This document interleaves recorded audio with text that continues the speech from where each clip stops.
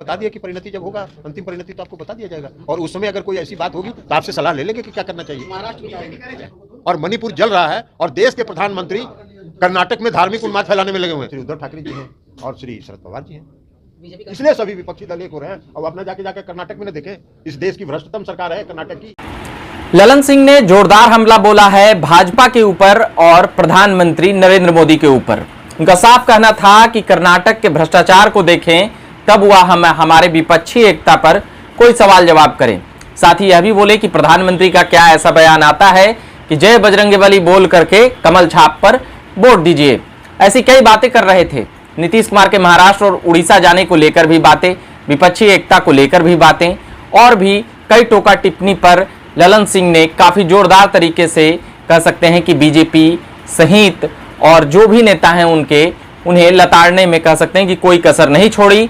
बाकी देखेंगे कि क्या कुछ कह रहे हैं जदयू के राष्ट्रीय अध्यक्ष ललन सिंह। भवन को लेकर सुप्रीम कोर्ट ने नोटिस भेजी है बिहार सरकार को, क्या कहेंगे? हम बिहार सरकार के प्रतिनिधि हैं। अरे बिहार सरकार से न जाके पूछिएगा।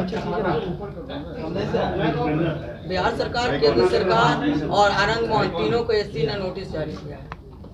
तो जाके जिनको नोटिस जारी किया उनसे न पूछिएगा, हमको नोटिस जारी किया है जो हमसे सवाल पूछ रहे हैं। अरे जिनको नोटिस जारी किया है उससे जाके पूछिएगा कि नोटिस आपको जारी किया है। सर, कल नीतीश कुमार जी उड़ीसा जा रहे हैं, फिर चर्चा हो रही है कि महाराष्ट्र भी जाएंगे, आगे लगता है कि और मुहिम तेज होगी। जी हाँ, एकदम मुहिम तेज होगी, और जब मुहिम अंतिम परिणति पर पहुंचेगा तो आपको बता दिया जाएगा कि मुहिम अंतिम परिणति पर पहुंचेगी। सर, क्या कोई रैली वाली तैयारी है विपक्षी नेताओं को यहाँ? ये तो हम बता दिए कि परिणति जब होगा, अंतिम परिणति तो आपको बता दिया जाएगा, और उस समय अगर कोई ऐसी बात होगी तो आपसे सलाह ले लेंगे कि क्या करना चाहिए। महाराष्ट्र भी जा रहे हैं, महाराष्ट्र भी जा रहे हैं, जाएंगे ही, हर जगह जा रहे हैं। महाराष्ट्र में किन सब सब जगह जा रहे हैं। महाराष्ट्र में 2 ही व्यक्ति न हैं जिनसे मुलाकात होनी चाहिए, श्री उद्धव ठाकरे जी हैं और श्री शरद पवार जी हैं।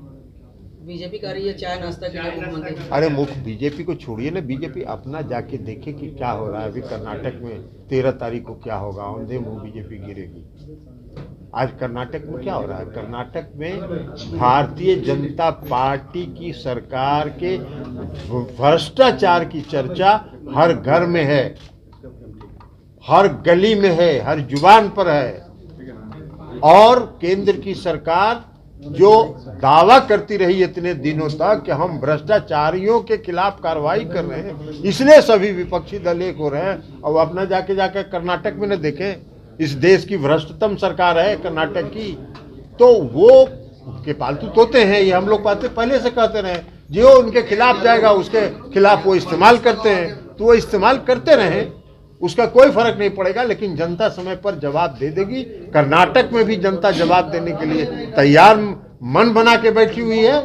10 तारीख के चुनाव में उनको पता चल जाएगा कि जनता ने कहाँ वोट दिया, और 13 तारीख को परिणाम में उनको पता चल जाएगा। सर, अब मणिपुर लगातार जाते रहे, वहाँ भी एक संकट की स्थिति है, कैसे? मणिपुर के ही तो हमने कहा कि मणिपुर जल रहा है, पूर्वोत्तर राज्य है और मणिपुर जल रहा है, और देश के प्रधानमंत्री कर्नाटक में धार्मिक उन्माद फैलाने में लगे हुए हैं। कहीं आज तक आप में से किसी ने सुना है?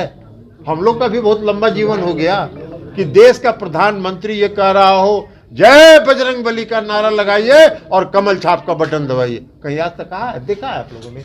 ऐसा कहीं बोलता है प्रधानमंत्री चुनाव प्रचार में? लेकिन है धार्मिक उन्माद उनको फैलाना है, क्योंकि भ्रष्टाचार की जो चर्चा, उनके भ्रष्टाचार की, भाजपा के भ्रष्टाचार की चर्चा जो वहां गली गली में है, उसको दबाने के लिए पूरा धार्मिक उन्माद फैला रहे हैं। जितना फैलाना है फैलाते रहे, परिणाम उनको कुछ नहीं मिलेगा। लेकिन मणिपुर की जहां तक बात है, मणिपुर जल रहा है, और इस देश के प्रधानमंत्री, इस देश के गृह मंत्री कर्नाटक में अलग अलग रूप धारण करके घूम रहे हैं, धार्मिक उन्माद फैलाने में लगे हुए।